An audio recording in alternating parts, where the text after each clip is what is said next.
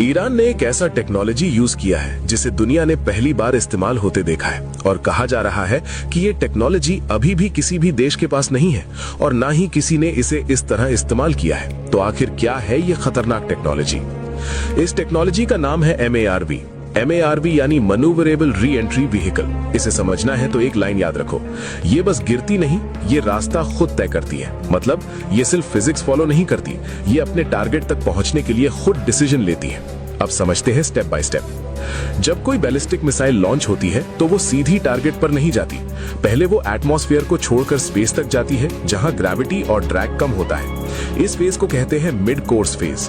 फिर वहीं से वॉरहेड अलग होता है और वापस धरती की तरफ आता है। लेकिन यहीं से खेल बदल जाता है, क्योंकि ये वापसी होती है हाइपरसोनिक स्पीड से, मैक 5, मैक 10 या उससे भी ज्यादा। इतनी स्पीड पर हवा खुद दीवार जैसी बिहेव करने लगती है। अब यहाँ आता है असली ट्विस्ट।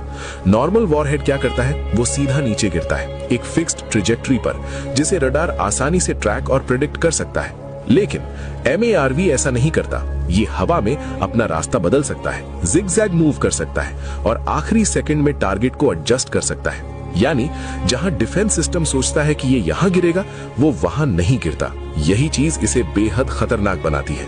अब सवाल है, ये पॉसिबल कैसे है? MARV के अंदर लगे होते हैं एडवांस्ड सिस्टम्स जैसे इनर्शियल नेविगेशन सिस्टम, जो बिना सिग्नल के भी डायरेक्शन ट्रैक करता है, सैटेलाइट गाइडेंस जो पोजीशन को अपडेट करता है, रडार या इंफ्रारेड सीकर जो टारगेट को पहचानता है, और कंट्रोल फिन्स या थ्रस्टर्स जो डायरेक्शन बदलते हैं। लेकिन असली चैलेंज यहाँ नहीं है। असली चैलेंज है एक्सट्रीम एनवायरनमेंट। जब MARV एटमॉस्फेयर में वापस आता है तो उसके आसपास प्लाज्मा की एक लेयर बन जाती है। अब प्लाज्मा क्या है? ये आयनाइज्ड गैस होती है जो इतनी गर्म होती है कि इलेक्ट्रॉन्स और एटम्स अलग हो जाते हैं। टेम्परेचर हजारों डिग्री तक पहुंच जाता है और सबसे बड़ी बात, इस दौरान कम्युनिकेशन ब्लैकआउट हो जाता है। मतलब बाहर से कोई सिग्नल अंदर नहीं जा सकता।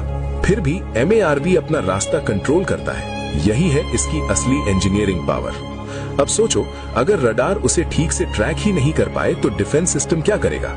क्योंकि रडार सिस्टम्स ट्रेजेक्टरी प्रिडिक्ट करते हैं, लेकिन MARV अनप्रिडिक्टेबल होता है। इसका मतलब prediction fail, interception fail, timing fail, यानी एंटी मिसाइल सिस्टम कंफ्यूज हो जाता है। अब सबसे बड़ा सवाल, क्या ईरान के पास ये टेक्नोलॉजी है? रिपोर्ट्स के अनुसार ईरान मैन्यूवरेबल वॉरहेड्स पर काम कर चुका है, लेकिन इस लेवल की एडवांस टेक्नोलॉजी पहले से यूनाइटेड स्टेट्स, रशिया और चाइना जैसे देश डेवलप कर रहे थे, और यहीं से जियोपॉलिटिक्स शुरू होती है। कुछ एक्सपर्ट्स मानते हैं कि ऐसी टेक्नोलॉजी चाइना से ईरान तक पहुंची हो सकती है। हालांकि इस बात की ऑफिशियली पुष्टि नहीं हुई है, लेकिन अगर ऐसा है तो ये सिर्फ टेक्नोलॉजी नहीं, पावर बैलेंस का खेल है।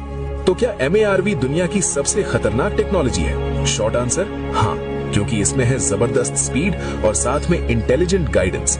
यानी ये तेज भी है और बेहद सटीक भी। और जब स्पीड और इंटेलिजेंस एक साथ आ जाए तो उसे रोकना बेहद मुश्किल हो जाता है।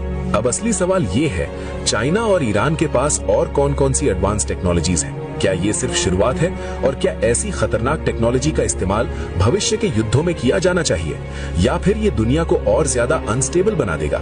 अपना ओपिनियन कमेंट में जरूर बताएं। और अगर आपको ऐसे ही डीप और रियल एनालिसिस पसंद है तो वीडियो को लाइक और शेयर करना मत भूलिएगा।